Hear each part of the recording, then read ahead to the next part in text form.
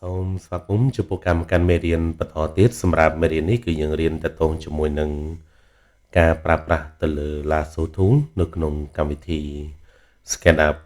អញ្ចឹងសម្រាប់បងប្អូនដែលមិនទាន់បានជួយចុច Subscribe សូមជួយចុច Subscribe ក៏ដូចជាចុចរូបសញ្ញាកណ្ដឹង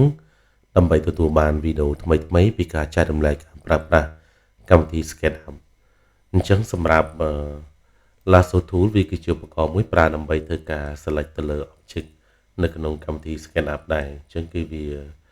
ស្តៀងជាមួយនឹង select tool ដែរឥឡូវខ្ញុំចូលទៅធ្វើការបង្កើត object សិនអញ្ចឹងខ្ញុំចូលទៅបង្កើតជារង្វង់ cycle ហើយខ្ញុំបង្កើតជា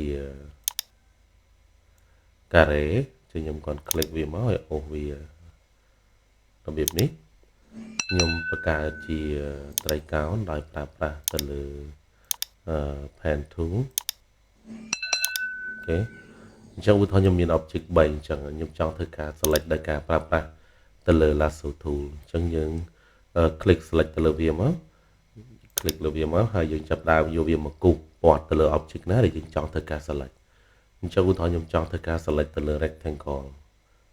ឬក៏វាជា square ជា carré អញ្ចឹងយើងគ្រាន់តែធ្វើការ click ហើយយើងអូស cursor របស់យើងព័ទ្ធលើ object ហ្នឹងមកហើយយើង blend វាអញ្ចឹង object នោះត្រូវបាន select ហើយបើសិនបើករណីយើងចង់ធ្វើការ select តទៀតគឺយើងចុចទៅលើ control អញ្ចឹងចុច control មកយើងចាប់ផ្ដើមអូសព័ទ្ធទៅលើ object ទី2អូខេហើយយើងចង់បន្តទៀតគឺយើងចុច control ឲ្យជាប់ហើយយើងធ្វើការអូសវារបៀបនេះអូខេអញ្ចឹងអាហ្នឹងគឺជាការប្រើប្រាស់ទៅលើ lasso tool ឥឡូវឧទាហរណ៍ខ្ញុំចង់ធ្វើការ select object នឹង2អញ្ចឹងខ្ញុំធ្វើការដោះវាសិន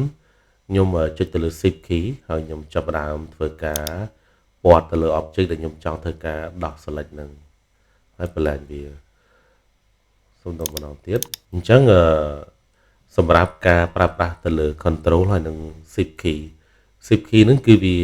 add ផងហើយវានឹងធ្វើការដោះ select ផងឥឡូវឧទាហរណ៍ថាខ្ញុំចង់ធ្វើការ select ទៅលើ object 2នេះអញ្ចឹងគឺមុនដំបូងគឺខ្ញុំ select ទៅលើ lasso tool មកហើយខ្ញុំធ្វើការ click ព័ទ្ធជុំវិញអូខេបន្តមកទៀតគឺខ្ញុំចុចទៅលើ shift key ហើយខ្ញុំចាប់ផ្ដើមធ្វើការអូសព័ទ្ធយកមួយទៀតអូខេអញ្ចឹងយើងឃើញថា object 2ហ្នឹងត្រូវបាន select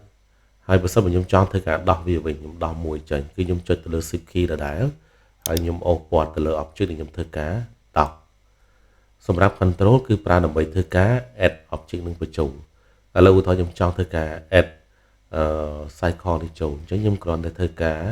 click សកត់ទៅលើ key control មកហើយខ្ញុំចាប់ផ្ដើមអូសព័ទ្ធវាជុំវិញអូខេអញ្ចឹងគឺ object នឹងត្រូវបាន select អញ្ចឹងខ្ញុំបញ្ជាក់ម្ដងទៀតសម្រាប់ shift key គឺយើងអាច add បញ្ចូលហើយយើងអាចធ្វើការដោះ select រីឯ control គឺមានន័យថាវានឹងធ្វើការ add object នឹងចូលរហូតអូខេអញ្ចឹងសម្រាប់មេរៀននេះគឺយើងបានរៀនតកតងជាមួយនឹងការប្រើប្រាស់ទៅលើ